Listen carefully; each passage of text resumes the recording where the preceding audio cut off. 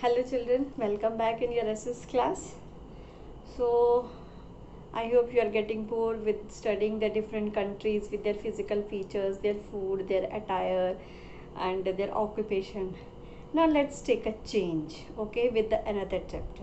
So today we are going to start a chapter number 23 about our uh, country's government, okay, that is our rights, duties and goals, or you can say our goals, rights and duties. Now before starting the chapter about the rights and the duties and the goals also, now uh, rights. Now being a child of your parents, you are having the right to go to school, to get the knowledge, and you have full rights to ask your parent whatever you want, and it's their duty to fulfill your dreams. They are earning money. Why they are earning money? For you people, so that they can put you in the comfort zone. Whatever you want they can give you. You will not suffer for the small things. You get the education in the best school, and when you grow up you will go in the better higher education and the colleges, like for the medical, for engineering college, or for if you want to become astronaut, scientist, NASA. So many branches are there. So the parents are fulfilling the dreams of the child. That is a duty of a parent, okay. And your goal, you are having some goals in your life. You want to become that, you want to become this, you have some goals and you want to achieve also, and I hope it's our blessings that you please fulfill your goals, okay. And it's your right to get everything from your parents because you are children of your parents. But with that, if the parents are having the duties, you are also having some duties. For your parents, for the elders, you can help them at home, you can give them the respect, you please talk to them politely. Don't argue with your parents or with your elders or with your teachers, your brothers, sisters, grandparents, all. So this is your duty. Everybody is having their duties, their rights and their goals. It is up to us in a general common example. This is a common example. But if I talk about the country, we are having a vast country, India, okay, with many states, union territories, and in each state we are having many villages, cities, towns, big cities, okay. So our government also assigned some duties, some rights and some goals for the country. So in this chapter we are going to study that. I hope with this common example of your parents and of yours and of others, you come to know what is the meaning of duty, goal and right. Now see, in your lesson here, our lesson goals, rights and duties, okay.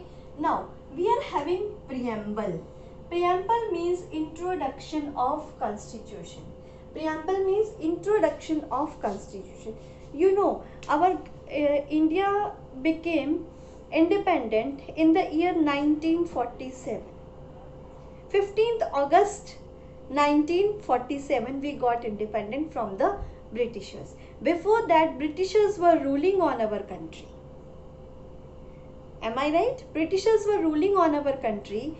Then after India became independent, then our Indian government, they made some goals, rights and duties for the people of the country, okay.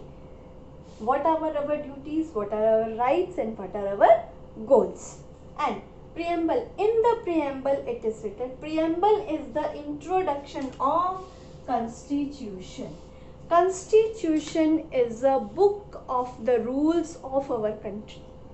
Constitution is a book of rules of our country, and its introduction of the constitution is known as preamble. Understood this much? What is preamble? Now our India got independent in 1947, okay, 15th August 15th August 1947.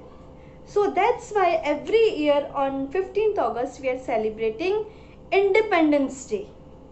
But after the 3 years, in 1950, January 26, 1950, we make our book of constitution. It took 3 years time to make the book of constitution, book of rules of the India. So that day always remember as a Republic Day. That's why on 26 January we are celebrating as a Republic Day, fulfill independent. Because on that day we got our rules, our duties, our goals for each and every citizen of the country. Okay, got it? So in 1947 our India got independent, and so we are celebrating Independence Day. But after 3 years on 26 January we got our rule book known as Constitution. Its introduction is known as Preamble, and so that date January 26 we are remembering as Republic Day, and we are celebrating Republic Day. So that's why Independence Day and Republic Day are our national festivals. They are our national festivals and we are celebrating. Understood? But now the question arises, who was the father of Constitution? Who made the book of the rules of India? Whose name was Dr. B.R. Ambedkar.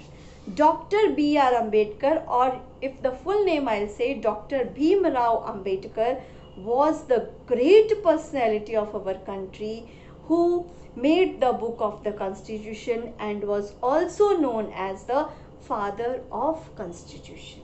He was also known as father of Constitution because his efforts were there in the making of the book of Constitution, of the book of the rules.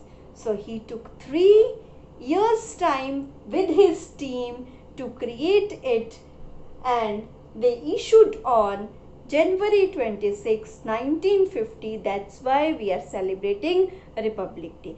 And we remember Dr. B.R. Ambedkar as a father of Constitution. I think up to this it is clear. Okay. Now, then in the Constitution, in the book of Constitution, we are having 5 important points.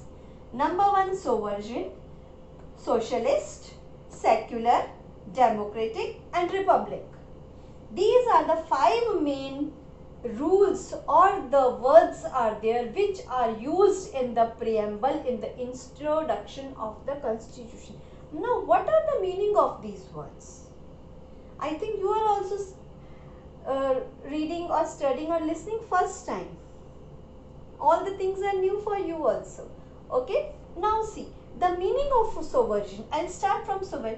According to the book of Constitution, in the preamble written by Dr. B.R. Ambedkar, the meaning of sovereign means independent, free from other country.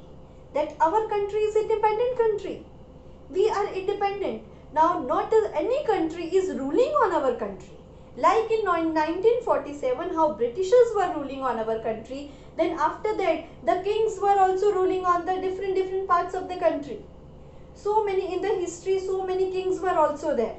Those who were ruling on the people. But now we are independent country. All the states are independent. All the union territories are independent. Or if I'll say the whole country is an independent country, and we are free from any other country. No, not a single country is ruling on our country. That is the meaning of sovereign. Our country is a sovereign country. Okay, then now socialist. What is the meaning of socialist? Socialist means equality. All the citizens of India from any part of the country, they are equal in the eyes of government. Okay, government is ruling. We are having the leaders. those who are ruling on the country, but all are equal at that time. Understood? All the citizens are equal. Equality is there. So that is the meaning of socialist. Now then, secular. Secular means all religions equal for the government. All the religions. You know, we are very lucky that in our country we are having many different religions are there, different castes are there, and we have to give the respect to each and every religion. And what is the biggest example that we are giving the respect? That we are celebrating all the festivals. Either it's a festival of Hindus, of Sikh, of Muslim, of Christians, or of Jains, of Buddhists. We are celebrating all the festivals, and we are enjoying. Why? Because we are Indians. We are not bound with one religion. We have to give the respect to each and every religion, and by the government also. Government is also giving the equal respect to all the religions, and we are free to change our religion also. It is in our preamble, as a secular country, we can change our religion also. This is the meaning of secular. Then democratic. Our country is a democratic country. In India there is a democracy.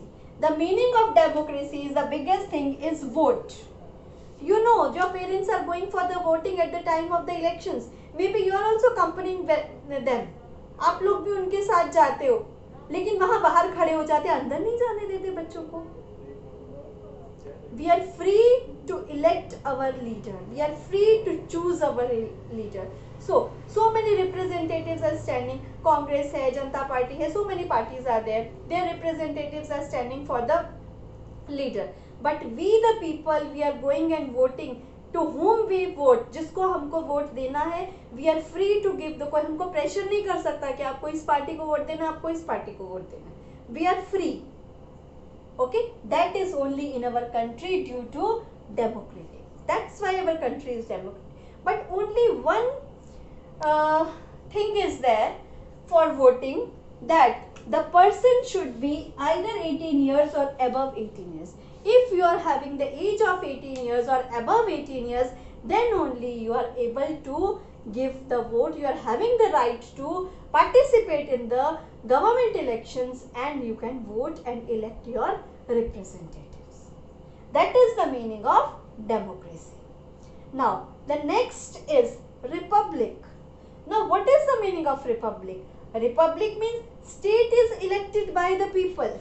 Now, state is elected by the people means that the President of India is elected at the head of the India for a term of 5 years. In the republic country, India is a democratic republic country, because the people or our leaders or representatives, presidents, prime ministers, all the leaders, when they are electing for a time period. That is for 5 years or for 6 years. Then again there is an election, then again they are standing for as a representatives, and we are vote for our representatives, and we are electing and we are choosing our leader. So these are the meanings of 5 important words which are given in our preamble. So virgin, socialist, secular, democratic, republic.